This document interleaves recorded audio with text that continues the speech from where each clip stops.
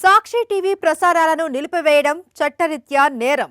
సాక్షి TV ప్రసారాల కోసం మీ స్థానిక cable ఆపరేటర్ను వెంటనే సంప్రదించండి. డిటిహెచ్లో ఇంటర్నెట్లో కూడా సాక్షి టీవీ ప్రసారాలను వీక్షించవచ్చు.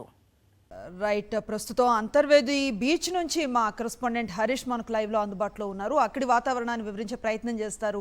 హరీష్, తుఫాన్ హెచ్చరికల నేపథ్యంలో, అధికారుల హెచ్చరికల నేపథ్యంలో స్థానికులు పునరావాస కేంద్రాలకు తరలి వెళ్లారా? స్థానికుల్లో ఎలాంటి ఆందోళన కనిపిస్తోందంటే ఏం చెప్తారు?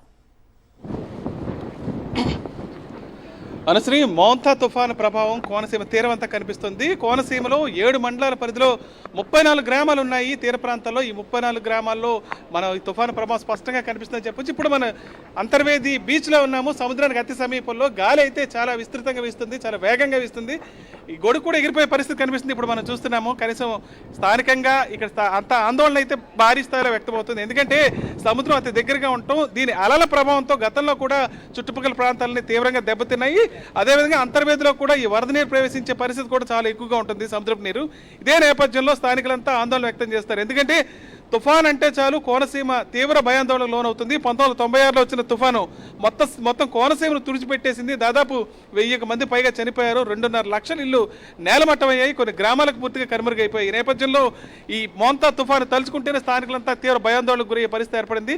ప్రస్తుతం అయితే అంతర్వేది తీరంలో ఉన్నాము. మరోవైపు సముద్రం చాలా ఉధృతంగా ఉంది. ఎక్కడ చూసినా అలలు ఉవ్వెత్తున ఎగిసిపడుతున్నాయి. మరోవైపు తీరంలో గాలి కూడా దాదాపు 60-70 కిలోమీటర్ల వేగంతో వస్తుందని చెప్పొచ్చు. ఎందుకంటే చుట్టుపక్కల చూడొచ్చు, అసలు గొడుగు కూడా నిలబడే పరిస్థితి అయితే ఇక్కడ కనపడలేదు. ఒకవైపు వర్షం పడుతుంది, మరోవైపు గాలి కూడా ఉధృతంగా వీస్తుంది. దీంతో చాలా వరకు పంటలు కూడా తీవ్రంగా దెబ్బతినే పరిస్థితి ఏర్పడింది. మొత్తం చుట్టుపక్కల ఉన్న చేలల్లోకి ఈ వర్షపు నీరైతే ప్రవేశించింది. 2-3 రోజుల నుంచి ఇదే పరిస్థితి ఉండటంతో పూర్తిగా ఈ చేలు కూడా పనికిరాయే పరిస్థితి ఏర్పడింది. ప్రస్తుతం తీర ప్రాంతంలో అయితే అందరూ బిక్కుబిక్కుమనే పరిస్థితి ఏర్పడింది. ఎందుకంటే దాదాపు 34 గ్రామాల పరిధిలో 6000 కుటుంబాల దాకా ఇక్కడ నివసిస్తున్నాయి.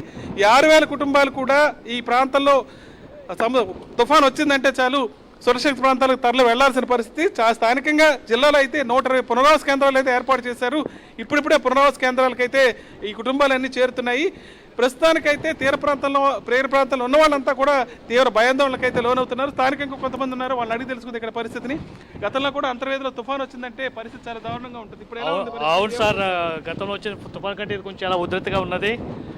ప్లస్ ఇది చాలా అంటే చాలా గ్రామస్తులందరూ చాలా భయాందోళనలు ఉన్నారు.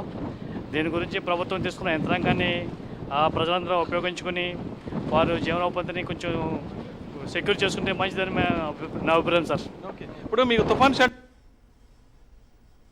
అన్ని రకాల సదుపాయాలు అందుతున్నాయా? సార్ ఎంతవరకు లేదు. ముద్ర ఏమైనా ఉధృతం అయితే కనుక వెళ్ళే పరిస్థితి ఏర్పడుతుంది.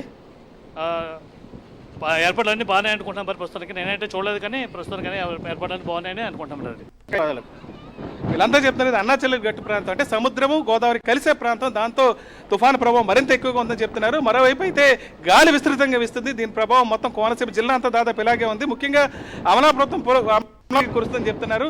ప్రస్తుతానికైతే కాకినాడ అమలాపురం మధ్యలో ఈ తుఫాను తీరం దాటే ఆ వార్తలు అయితే ఎక్కువగా వస్తున్నాయి. దాంతో స్థానికులు అయితే తీవ్ర భయాందోళనకు గురవుతున్నారు. Anushree, right, thank you Harish. Sakshi TV ప్రసారాలను నిలిపివేయడం చట్టరీత్యా నేరం. సాక్షి టీవీ ప్రసారాల కోసం మీ స్థానిక కేబుల్ ఆపరేటర్ని వెంటనే సంప్రదించండి. డిటిహెచ్లో ఇంటర్నెట్లో కూడా సాక్షి టీవీ ప్రసారాలను వీక్షించవచ్చు.